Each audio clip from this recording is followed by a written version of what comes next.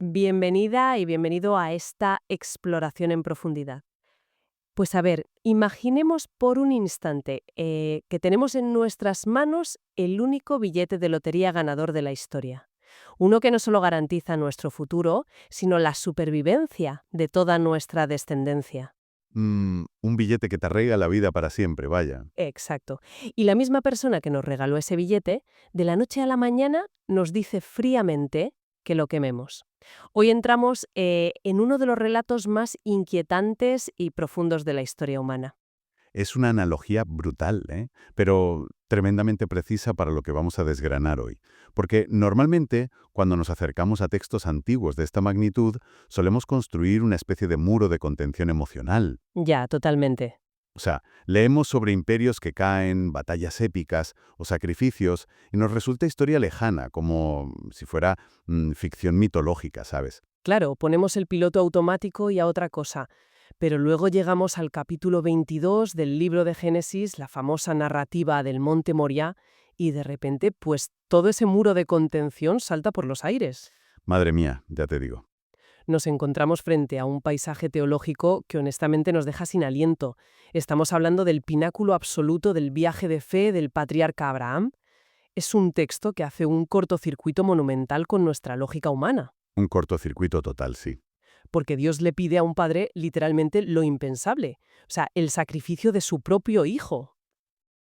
Es, sin lugar a dudas, uno de los pasajes más intensos e incómodos de toda la escritura. Genera una tensión inmediata desde la primera sílaba. Y es una tensión muy real porque la gran pregunta salta a la yugular para quienes nos escuchan hoy. O sea, ¿por qué un Dios que se define por el amor incondicional pediría el asesinato de un hijo? ¿Cómo encaja esta imagen en nuestra mente? Sí, es difícil, testela. Vivimos en una época hiperconectada, donde la sobrecarga de información ya nos provoca bastantes crisis de fe. Y sin embargo, este antiguo relato nos sigue confrontando de una manera muy cruda. Pues mira, para poder procesar esto tenemos que dar un paso atrás y situarnos en el contexto inmediato. Específicamente en el capítulo 21. El escenario familiar de Abraham no podía ser más frágil. Estaban al límite, ¿no? Totalmente. Él acaba de pasar por un cisma familiar desgarrador. Ismael, su hijo mayor, ha sido exiliado junto a Agar. Así que la inmensa promesa divina, ese pacto de que de Abraham saldría una gran nación que bendeciría el mundo, pues pende literalmente de un hilo. Claro, porque Isaac es ahora el único heredero. Exacto. Abraham ha depositado absolutamente todas sus esperanzas, todo el peso del universo, sobre los hombros de este chaval. Vale, o sea que el nivel de estrés psicológico ya estaba por las nubes mucho antes de que empiece nuestra historia. Es como el escenario perfecto para la tormenta perfecta. Así es. Y ahí es donde la historia nos golpea de frente. Leo los versículos 1 y 2. Aconteció que después de estas cosas Dios probó a Abraham y le dijo, Abraham, y él respondió, aquí estoy. Y Dios dijo, toma ahora a tu hijo, tu único, a quien amas, a Isaac, y ve a la tierra de Moría, y ofrécelo allí en holocausto sobre uno de los montes que yo te diré. ¡Qué barbaridad! Al escarbar en el texto original y hacer nuestra exégesis, lo primero que salta a la vista es esa palabra inicial, que es la clave de todo. La palabra probó. Ahora espera un momento. Entiendo el concepto de una prueba, ¿eh? Pero sigo sin asimilarlo del todo. Si partimos de la base teológica de que Dios es omnisciente y lo sabe todo, ¿por qué necesita llevar a Abraham al límite absoluto del trauma psicológico? Ya, parece un necesario. O sea, solo para descubrir o revelar algo que él, en teoría, ya sabe perfectamente. Suena casi cruel, ¿sabes? Es una duda totalmente lógica y que la humanidad se ha planteado durante siglos. Pero fíjate, la prueba no era un examen de evaluación para que Dios se enterara de un dato nuevo. Vale. Tampoco era para fabricar una fe en Abraham de la nada. Era para revelar, purificar y cristalizar la fe que Dios mismo había estado tallando en él durante décadas de relación. Era para que Abraham y todas las generaciones futuras que leerían esto vieran de qué material inquebrantable estaba hecha esa confianza. Qué interesante. Esto me recuerda mucho a lo que apuntaba magistralmente Charles Spurgeon al reflexionar sobre la vida del patriarca. Spurgeon mencionaba que los estudiosos judíos usualmente afirman que Abraham fue juzgado o probado 10 veces a lo largo de su trayectoria. Pero él concluía que ciertamente en esta ocasión fue juzgado 10 veces en una. Madre mía. 10 veces en una sola prueba. Es que es fortísimo. Vale, vamos a desempacar esto porque hay un detalle lingüístico aquí que al prepararnos para hoy me dejó fascinada. Si repasamos el texto bíblico original desde Génesis 1:1, recorriendo toda la creación, el Edén, el diluvio, llegamos a este versículo 2 y resulta que es la primera vez que se menciona la palabra amor en toda la Biblia. Es un dato increíble, sí. Es que dice, toma ahora a tu hijo, tu único, Isaac, a quien amas. Es de una dureza asombrosa. Es una precisión quirúrgica, casi dolorosa. O sea, Dios no permite que Abraham se disocie emocionalmente del acto que le está pidiendo. Es como un cuchillo de palabras. Cada frase es una estocada letal. Tu hijo, pum. Tu único, pum. A quien amas. No hay escapatoria emocional. Ninguna. Y encima le exige un holocausto, que para quienes no estén familiarizados con el término antiguo, pues significaba un sacrificio donde la víctima era quemada por completo hasta quedar en cenizas. Sí, consumida totalmente. Es que sigo volviendo a mi analogía del principio porque es una contradicción tremenda. Es como si el mejor arquitecto del mundo nos prometiera construir nuestro rascacielos soñado, nos diera los únicos planos que existen y al día siguiente nos mandara prenderles fuego. O sea, ¿cómo se supone que un ser humano profese eso sin volverse loco? Claro, y aquí entra un factor antropológico e histórico brutal para entender el conflicto interno de Abraham. Él no vivía en un vacío espiritual, él estaba rodeado de la cultura de los pueblos cananeos, y sabemos por la historia y la arqueología que los dioses cananeos, como Moloch, exigían sacrificios infantiles regularmente. ¡Qué horror! Sí, la gente quemaba a sus hijos para apaciguar la ira de los dioses o para garantizar una buena cosecha. Entonces, al recibir este mandato, Abraham debió enfrentarse a una crisis existencial verdaderamente aterradora. Claro, se preguntaría si Dios es como ellos. Exacto, se diría, ¿acaso Yahvé, el Dios Altísimo que me llamó a salir de mi tierra, es al final igual que estos ídolos sanguinarios y caprichosos que me rodean? Uf, pensar que el Dios por el que lo dejaste absolutamente todo resulta ser un monstruo más, eso sí que es tocar el fondo de la desesperación. Exactamente. Pero al profundizar en esto, vemos que la lección suprema que se esconde aquí era aprender a diferenciar entre el aferrarse a la promesa y el confiar ciegamente en el que hace la promesa. ¡Wow! ¡Qué buena distinción! Es un rasgo muy humano idolatrar las bendiciones que recibimos. El reto radical era, ¿sigues confiando en mí, incluso si te pido que me devuelvas el regalo más grande que te he dado? Investigando cómo la mente moderna reacciona a este dilema, encontré una anécdota muy sincera de Jack Smith. El del periódico. Sí, el célebre columnista de Los Angeles Times. Él, reflexionando sobre este mismo incidente, decía sin tapujos que, ante un mandato de semejante calibre, él le habría dicho a Dios que se buscara a otro, que le dejara en paz y se ocupara de sus propios asuntos. Pues a ver, es que es la respuesta más normal del mundo. O sea, es la respuesta visceral que la inmensa mayoría de la humanidad moderna le gritaría al cielo. Sin duda. Y sin embargo, contrasta esa reacción rebelde y natural con la respuesta inmediata, mansa y sumisa de Abraham, cuando dice, aquí estoy. Una disponibilidad absoluta. Y es una disponibilidad que no se queda en palabras, ¿sabes? Pasa directamente a la acción. Fíjate cómo la narrativa nos lleva de la mano en este viaje angustioso. Leo los versículos 3 al 8. Abraham se levantó muy de mañana, aparejó su asno y tomó con él a 2 de sus criados y a su hijo Isaac. También partió leña para el holocausto, y se levantó y fue al lugar que Dios le había dicho. Al tercer día alzó Abraham los ojos y vio el lugar de lejos. Entonces Abraham dijo a sus criados: «Quédense aquí con el asno. Yo y el muchacho iremos hasta allá, adoraremos y volveremos a ustedes». Tomó Abraham la leña del holocausto y la puso sobre Isaac su hijo, y tomó en su mano el fuego y el cuchillo. Y los dos iban juntos. Isaac habló a su padre Abraham: «Padre mío». Y él respondió: «Aquí estoy, hijo mío».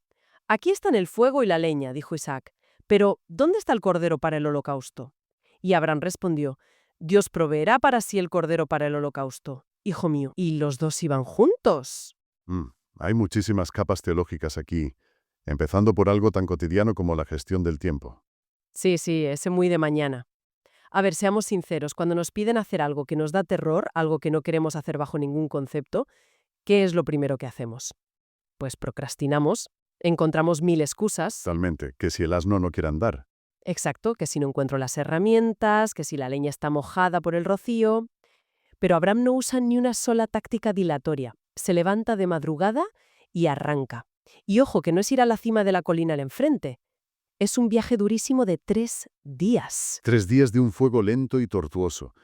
O sea, Spurgeon ilustra este dolor psicológico de una manera insuperable. Él decía que ser quemado rápido hasta morir sobre una haz de leña en llamas es un martirio fácil, si se compara con estar colgado encadenado y ser quemado a fuego lento. ¡Qué fuerte! Tener el corazón presionado hora tras hora, esto es lo que verdaderamente prueba la fe. Imagina 3 días enteros de caminar en silencio, o respondiendo preguntas cotidianas al lado del hijo que vas a entregar. Es que es inimaginable. Y en medio de esa agonía mental llegamos al versículo 5, que nos regala otra primicia bíblica que rompe los esquemas. Abraham les dice a sus siervos, iremos hasta allá y adoraremos.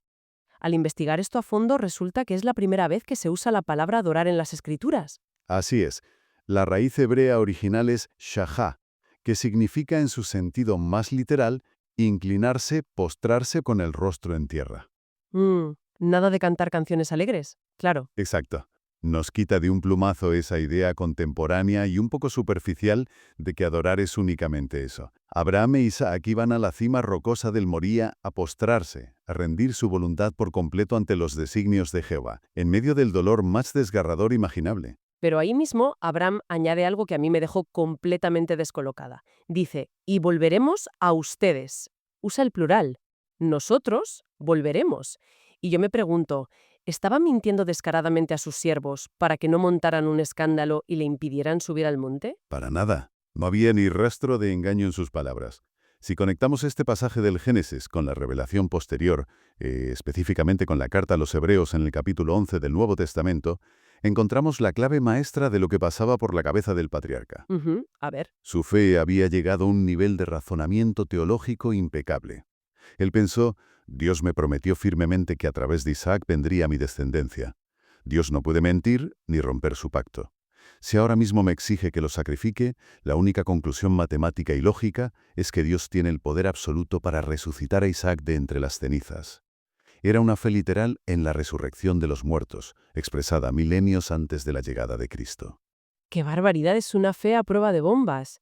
Y luego hay un detalle físico, muy tangible en el relato, que es abrumador. Abraham toma en su mano el fuego y el cuchillo. Lo fácil, lo instintivo para protegerse del dolor, habría sido olvidar accidentalmente el cuchillo en el campamento, ¿sabes?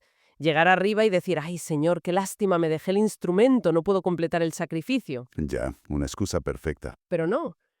Y ahí rescato otra perla maravillosa de Spurgeon, que observó que la incredulidad deja el cuchillo en la casa, pero la fe genuina se lo lleva. Y mientras suben la montaña con ese cuchillo en la mano, ocurre ese diálogo que te atraviesa el alma.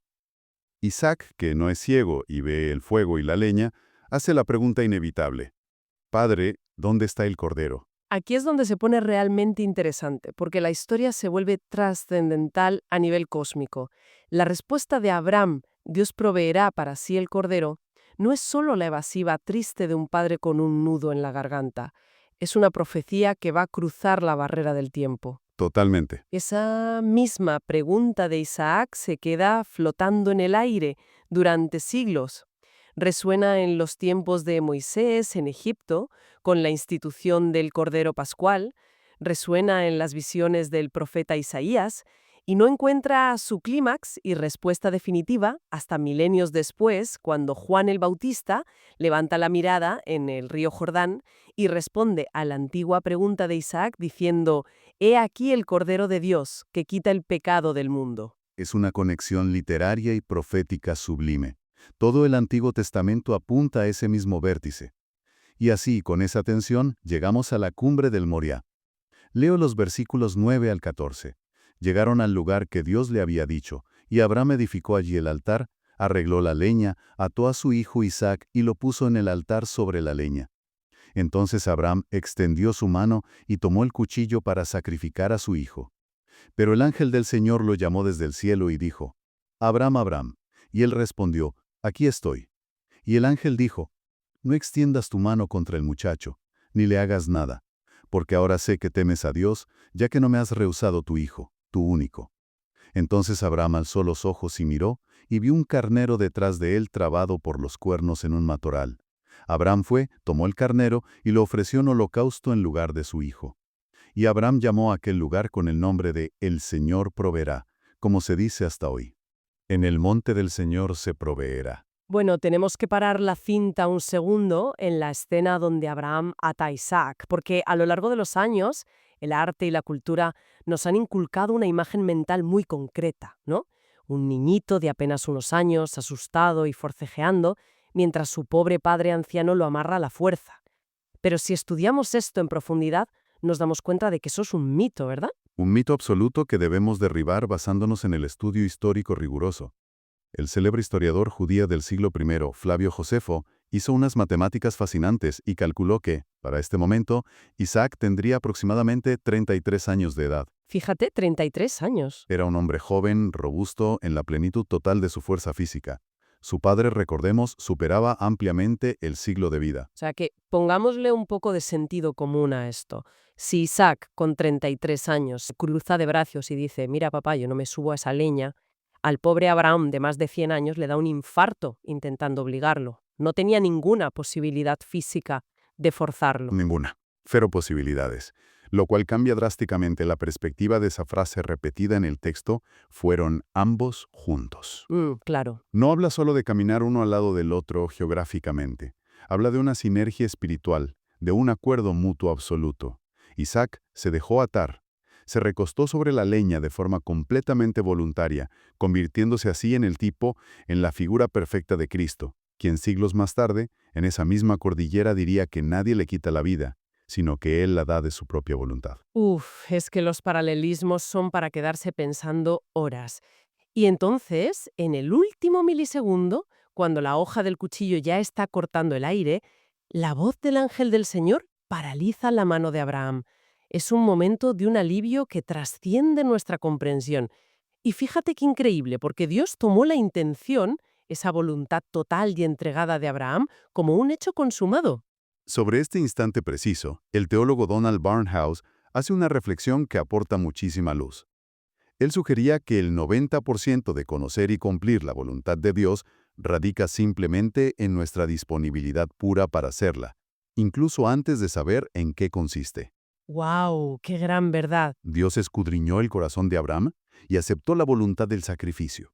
Y al mismo tiempo, con ese acto soberano de detener el cuchillo, Dios le demostró categóricamente a la humanidad que repudia por completo los sacrificios humanos que practicaban los cananeos.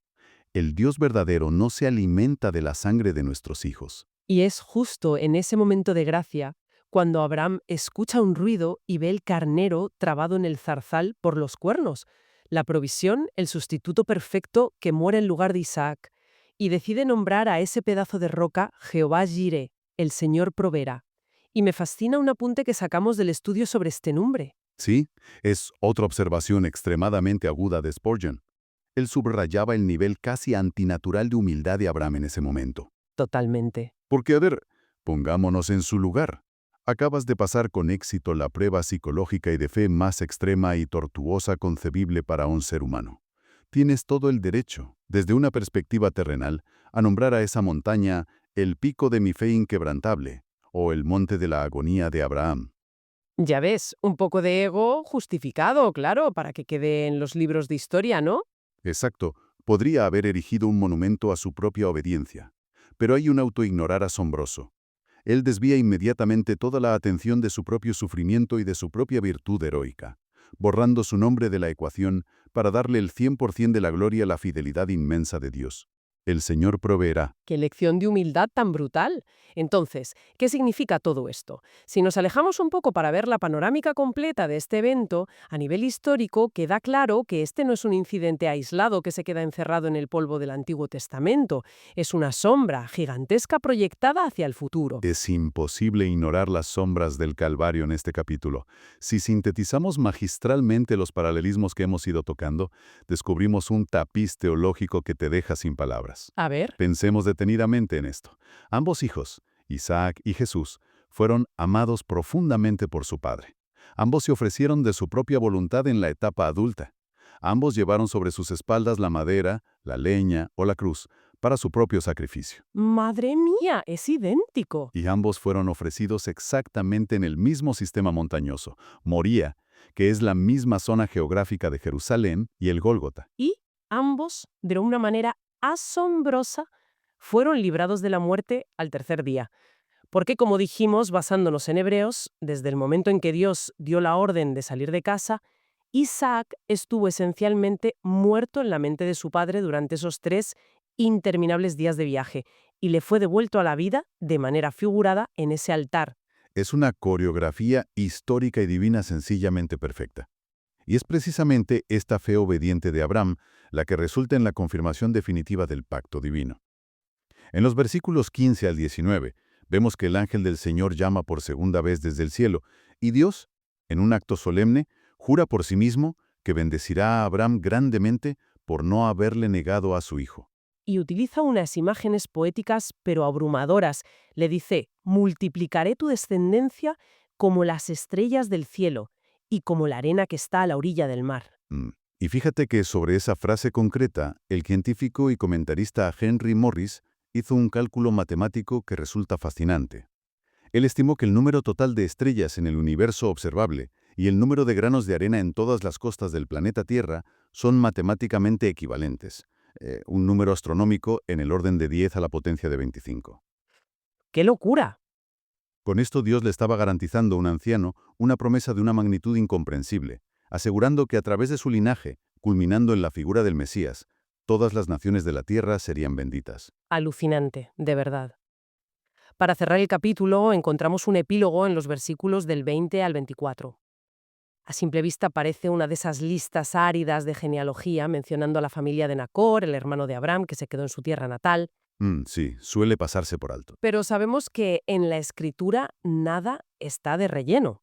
Tiene un propósito narrativo claro, o sea, sirve de puente histórico para introducirnos en escena a Rebeca, que más adelante será la esposa de Isaac. Aunque al estudiar el texto hay un detalle técnico allí que llama muchísimo la atención y que chirría un poco a los oídos de cualquiera hoy en día. ¿Te refieres a la mención específica de Reúma, la concubina de Nacor? Exactamente. Es la primerísima vez que aparece el término en la Biblia y, lógicamente, puede resultar chocante para nuestra sensibilidad y ética contemporánea. Es un punto fundamental para aclarar en cualquier exégesis seria. El comentarista Matthew Poole aporta un apunte técnico esencial aquí para no perdernos. Él explica que, inmersos en el contexto del antiguo Cercano Oriente, una concubina era reconocida legal y socialmente como una especie de esposa inferior o de segundo rango. Ya, era otra cultura. Era una práctica cultural totalmente común y tolerada en aquellos siglos.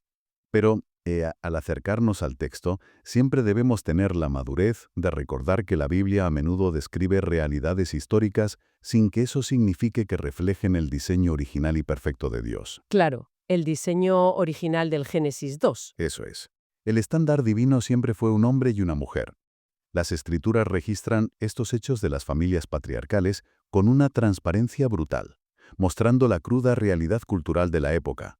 Pero el ideal de Dios permanecía inalterable. Es vital entender ese matiz. La Biblia narra la historia del ser humano con todas sus manchas y prácticas culturales defectuosas sin que narrarlo signifique avalarlo. Nos muestra a personajes reales, no a superhéroes impecables. Absolutamente. Y si tuviéramos que destilar las lecciones fundamentales de este profundísimo capítulo, creo que nos llevamos 2 verdades verdaderamente monumentales. Cuéntame. La primera es el desafío constante que enfrentó Abraham y que enfrentamos todos nosotros.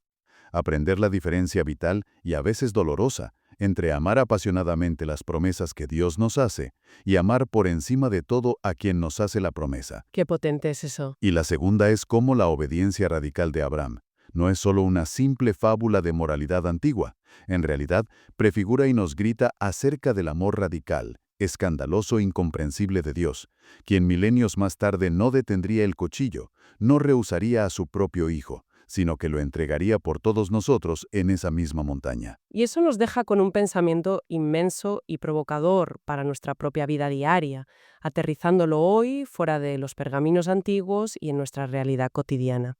Creo firmemente que, de una forma u otra, todos tenemos un Isaac.